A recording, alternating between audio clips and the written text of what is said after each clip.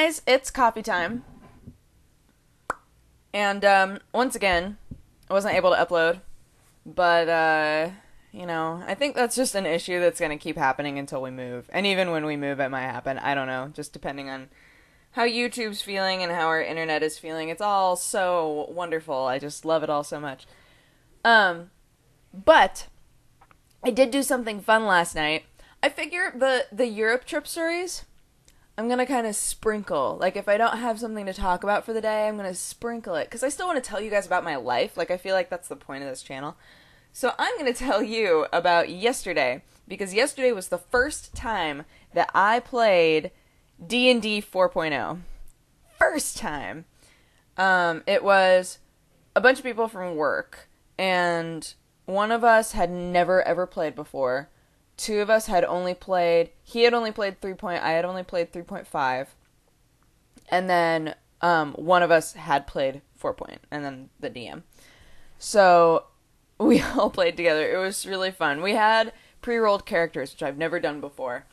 Because we kept being told, don't roll your character ahead of time. And I was like, but rolling your character takes like forever. Like if you take it super seriously, like, it takes at least a week to, like, really get your character.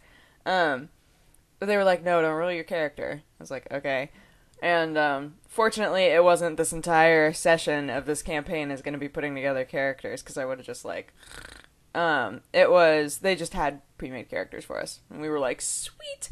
So we looked through the list, and the descriptions kind of gave us the tone of how the DM was feeling about the game in general, which was just, like, ridiculous. Which I love. I love ridiculous D&D games.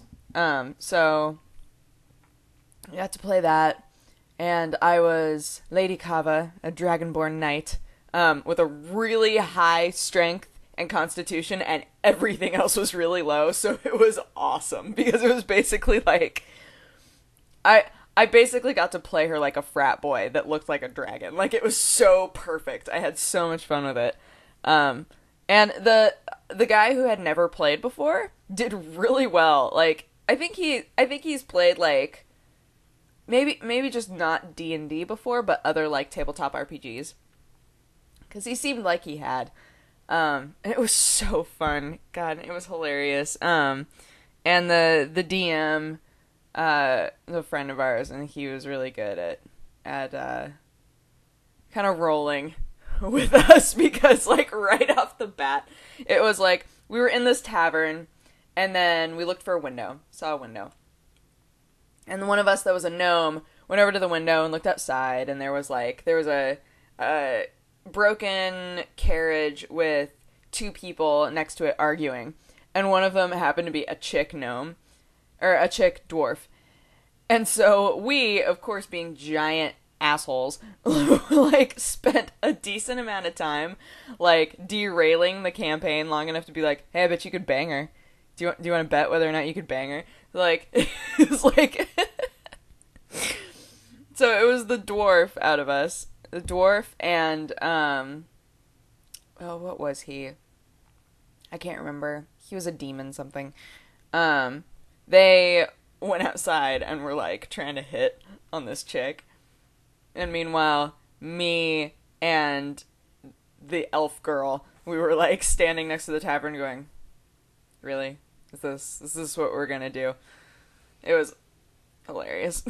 I felt really bad for our DM, because he was just like, what? What is happening right now? We were like, yeah, this is how we D&D. 4 is not all that much different, but here's the problem, is that I'm playing as a knight, which I've never played as before, and also, we're level 1, so it's harder to see the differences yet, for me, because I don't know what to look for with knights. There are some things that I've just heard about being different that made me, like, my poor brain go, no, like, my very first character was a changeling. And I found out, through the grapevine, that changelings and doppelgangers in 4 are the same thing. Whereas in past versions, it started off with doppelgangers being a race. And then, I I can't remember if it was 3 or 3.5. They made it so that changelings are like when doppelgangers would turn into humans and then bang other humans and then be like, peace, have fun with my baby, and then left. The baby was like this weird, like, half doppelganger, half person, like, basically a person with, like, really smoky skin, and they could, like, change, but they don't, doppelgangers have really, like, no limitations, and changelings do.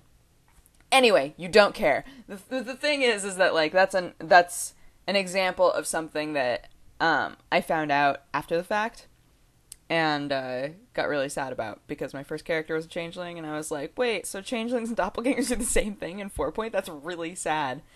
So yeah, so we'll have to see, because we're definitely going to continue with this campaign, because we had a lot of fun. And we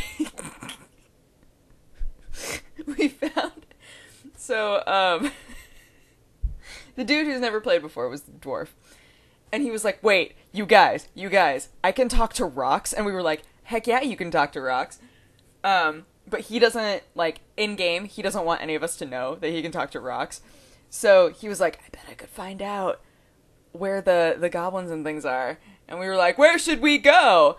And me being a total meathead, I'm just like, whatever, like, just walking along. And he was like, wait, guys, I can read tiny symbols and runes on rocks, not a big deal. And he, like, picked up this rock and was like, hey, rock. And the rock went, hey, man, what's up? It's been a long time since anybody's talked to me. We were like, oh no. And the rock wound up guilting him into taking him with it. So then here's our dwarf friend who's like, oh yeah, I guess we're gonna just go along, like, slowly putting this rock into his pocket because he felt bad leaving it behind. And then we wound up going into this, like, burial ground area, and we met, like, the spirit of a king. And the king was like, I need to put my spirit into something. And we all went, he has a rock. And the spirit was like, that's perfect. And he was like, I feel bad, sorry, Jeff. So now we have this rock with the spirit of Jeff, the rock, inside of it, but also the spirit of this king. And so every time we try to talk to the king, he hears the voice of Jeff being like, something weird's going on in here, man. I don't know what's happening. Oh man, this game is going to be totally ridiculous, and I'm really excited about it. That's really all the point that I needed to make, but it was super fun. Yeah, had a lot of fun with that. I've been missing D&D, like, super hardcore, so I was really excited to play again. And there was something else I was going to tell you guys about the game, but I can't remember. It's just really funny. We were talking about live streaming it, but we feel like a turn-based game is kind of boring. Like, I don't know. Like, there's a reason why online Risk isn't something that people put on YouTube. Like, I don't know. Like, I think that it would be fun to some extent, but at the same time, I think that, like, the in-between stages would be boring. Like, I don't know. And, like, we'd all be painfully aware that we're being recorded, so we'd be even more, like, annoying than we already are. I don't know. It's worth thinking about, but I don't think that it's gonna happen, probably. So we'll see. We'll see. What do you guys think? I'm curious. What do you guys think about live streaming D&D, just as a concept in general? Because I've thought about it before. I'm like, I don't know. Would that be interesting? Is that something people would watch?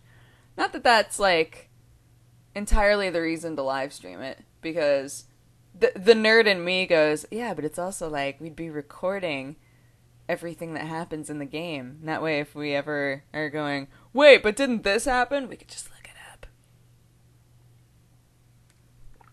Although our DM is keeping, like, meticulous notes, so that's cool. Yeah, so that was my evening last night, being upset with YouTube and then going, well, screw you, I'm gonna play D&D. So, yes, had fun. And now, I need to take a shower, because I haven't taken a shower yet. And then I'm going to work. Woo! So, yeah. I hope you guys have a good day. And I will talk to you tomorrow, because if I can't upload on YouTube, I'm going to walk across the street to the Starbucks and be like, hey, I'm totally going to buy something. Not really. Upload. Although, well, no, their internet's probably better than ours. So there, it probably wouldn't take like 20 minutes. Would take 20 minutes.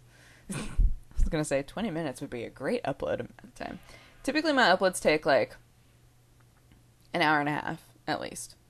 And that's ridiculous, because anywhere else that I try to upload, it takes like 5 to 10 minutes. So frustrating. Anywho, I'm gonna go, and I hope you guys have a great day. Bye-bye. Mwah.